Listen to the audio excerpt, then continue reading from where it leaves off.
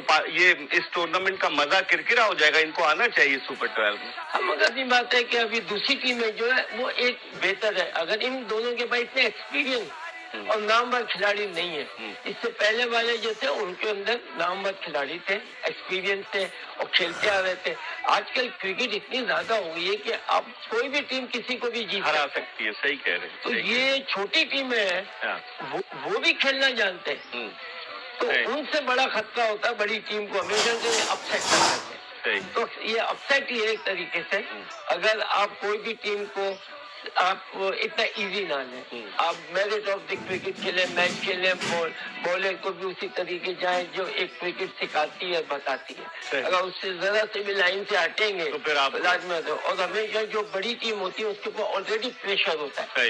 اور جیسے آپ ابھی کہہ رہے تھے کہ ہاتھ میں لازمی آپ کم بیک کیسے کرتے ہیں, تو یہ دیکھنا ہوتا ہے. پاکستان کے پاس مارجن بہت کم ہے کہ ہم کہیں پہ اپنی کرکٹ کو برا کھیلیں, خاص کر T20 پرسپیکٹو کے اندر. یہ پاکستان کو نوٹ کرنا ہے. اب اگر آپ ون ڈے پرسپیکٹو میں دیکھیں, جو ون ڈے ورلڈ کپ 2027 میں ہونا ہے, اس میں ٹاپ 8 وینیو چینج ہوگا یا جس کو کہتے ہیں, آپ کو بتاتا چلو کیونکہ ابھی اگلے ہے تو وہ پنڈی اور ملتان کا وہ تو شاید کہاں جا رہا ہے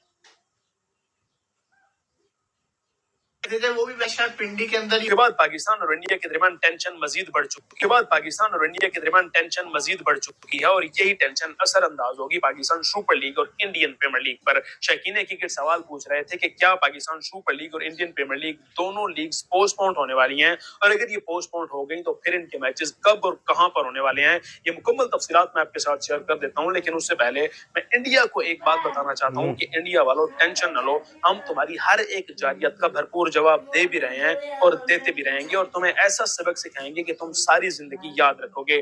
ہم بلوچ, ہماری پوری قوم اور ہماری پوری پاکستانی قوم اپنی آرمی کے شانہ بشانہ کھڑے ہیں, ہم اپنے ملک کے ساتھ کھڑے ہیں, اور ان سے بھی پہلے ہم تمہیں بھرپور جواب دیں گے. ہر جگہ ہمارا اپنے ملک کو سپورٹ کریں گے, اور اگر تم نے زیادہ کوئی گیدڑ بکتیوں کی کوشش کی, زیادہ کچھ بڑی بڑی باتیں کرنے کی کوشش کی, تو ہم پھر ایسا کریں گے کہ سیدھا جا کر قبضہ کریں گے تمہارے نریندر مودی کرکٹ اسٹیڈیم پر.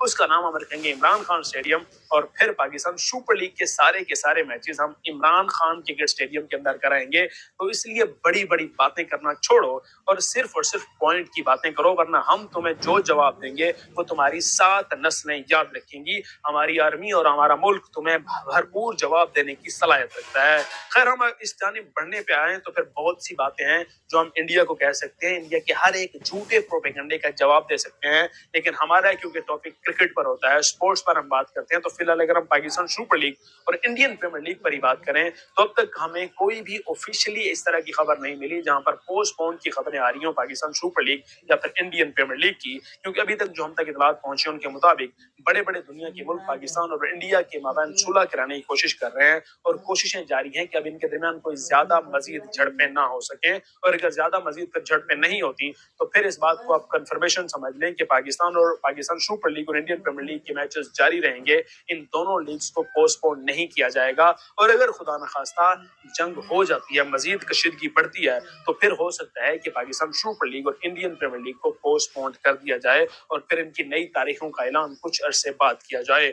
باقی جو تفصیلات آئیں گی میں آپ کے ساتھ شیئر کر دوں گا. ہم اپنے ملک کے ساتھ ہیں, اپنی آرمی کے ساتھ ہیں, اور ہم اپنی ہر ایک جو ہے وہ کوشش کریں گے انڈیا کو بھرپور جواب دینے کی. ہماری جانیں بھی حاصل ہیں اپنے ملک کے پاکستان کے لیے, اس لیے پوری پاکستانی قوم ہر ایک جگہ پر اپنے ملک کو سپورٹ کرے. ملیں گے انشاءاللہ نیکسٹ ویڈیو میں. اللہ ہمارے ملک کے پاکستان کو ہمیشہ سلامت رکھے. پاکستان زندہ باد. اللہ حافظ. کیا آج پی ایس ایل کا میچ ہوگا؟ کافی سارے لوگ پریشان ہیں کہ پی ایس ایل کو پوسٹ پون نہ کر دیا جائے, پی ایس ایل ڈیلے نہ ہو جائے.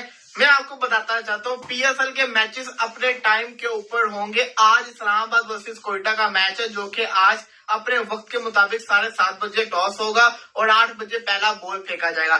سوال یہ آتا ہے کیا باقی میچز کا وینیو چینج ہوگا یا جس کو کہتے ہیں نا سیم وہی سب کچھ رہے گا؟ میں آپ کو بتاتا چلوں کیونکہ ابھی اگلے 4 میچز جو ہیں وہ پنڈی کے اندر ہیں, تو وہ پنڈی کے اندر ہی ہوں گے. جو ایک میچ ہے نا کوئٹہ اور ملتان کا, وہ جس کو کہتے ہیں نا ملتان کے اندر ہے, تو کہا جا رہا ہے کہ یہ بھی پوسیبل ہے کہ اس میچ کو بھی ایک ہی وینیو پہ کر دیتے, وہ بھی میچ شاید پنڈی کے اندر ہی ہو جائے تاکہ ایک ہی جگہ پہ سارے میچز ختم ہو جائے. اس کے بعد جو پورا پی ایس ایل ہے وہ آ جائے گا کدھر؟ لاہور کے اندر پلے آف کے لیے. ایک کوالیفائر بنڈی میں ہونے کے بعد لاہور کے اندر پلے آف کے لیے آ جائے گا. تو اس طریقے سے کیا ہوگا، نہ آپ کو فلائٹس لینی پڑیں گی، آپ کی جو ٹیم ہے وہ ایک ہی ہوٹل کے اندر رہے گی اور سب وہاں جس کو کہتے ہیں نا سیکیور ہے. رات کو آپ نے سیم بلنگ کا بھی ٹویٹ دیکھا ہوگا، وہ پریشان تھے کہ جیسے انڈیا اور پاکستان کے حالات چل رہے جلدی سے سولو ہو جائے. اسی طریقے سے آئی پی ایل میں بھی مسئلہ ہے.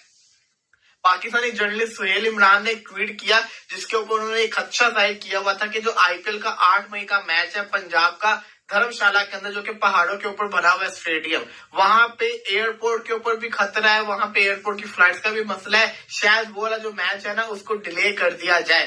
آئی پی ایل کے اوپر بھی جس کو کہتے ہیں نا خطرہ منڈال رہا ہے. اب بات کرتے ہیں ذرا انڈیا اور پاکستان کے درمیان کے اندر جو حالات چلے ہیں. دیکھیے جی، آپ کو پتا ہی ہے کہ رات کو انڈیا کی طرف سے پاکستان کے 9 ڈفرنٹ سائٹس کے اوپر حملہ کیا تھا، جس کے اندر بھاولپور سب سے زیادہ شاکنگ تھا. وہاں پہ گھس کے انہوں نے حملہ کیا تھا. اس کے بعد پاکستان نے جوابی کارروائی بھی کی، انڈیا کے 5 سے 6 فائٹر جیٹس کو گرا دیا، جس میں سے 3 تو کنفرم بھی ہو چکے ہوئے ہیں. بٹ اگر یہاں پہ میں آپ کو 2 چیزیں بتا دوں، جو 2 چیزیں دکھ رہی ہیں، اگر آپ ان کا میڈیا دیکھیں گے تو وہاں پہ وکٹری منائی جا رہی ہے، وہاں پہ اس چیز کا کوئی ذکر نہیں ہے.